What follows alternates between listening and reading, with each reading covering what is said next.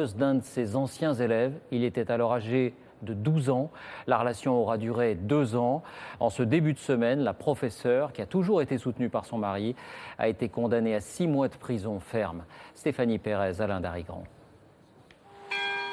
C'est une affaire qui se déroule dans le silence et le secret. Parce que l'enseignante avait 33 ans et son jeune amant 12. Et parce qu'ils font tous les deux partie d'une communauté catholique traditionnaliste de Vendée. À l'école et dans le village, personne ne veut commenter cette histoire qui suscite le malaise. Oh, de toute façon, vous n'avez pas d'autorisation. Non. Pour l'enseignante, mère de 5 enfants, cette relation avec un élève, c'était un péché mortel, mais surtout une histoire d'amour aveuglante. Pour la justice, c'est une atteinte sexuelle sur mineur de moins de 15 ans. L'enfant était en CM2. Il me parlait comme un adulte et donc j'ai fait abstraction de l'âge. Voilà. Moi je voyais ça comme un adultère, donc oui, c'était pas moral vis-à-vis de mon mari. Je m'excuse et que j'avais souhaité vraiment pas lui faire du mal. Je pensais que c'était partagé et que j'espère qu'il va pouvoir continuer sa vie normalement. L'avocat de l'enseignante le confirme. Elle a seulement pris conscience lors du procès que l'enfant ne partageait pas ce sentiment amoureux. Il dit avoir été sous son emprise pendant 2 ans.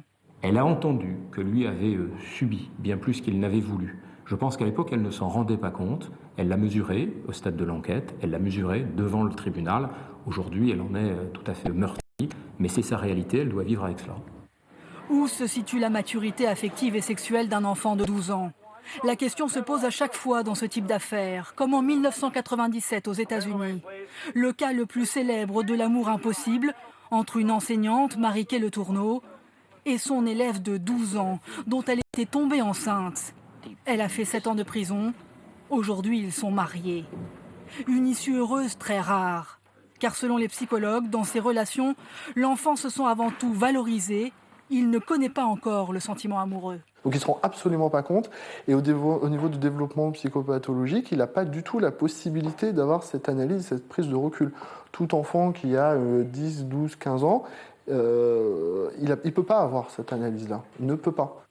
L'enseignante vendéenne, qui avait fini par se dénoncer, a été condamnée à 2 ans de prison, dont 6 mois ferme. Son élève, âgé aujourd'hui de 17 ans, entre lui en seconde. Selon son avocat, il tente de se construire avec cette faille.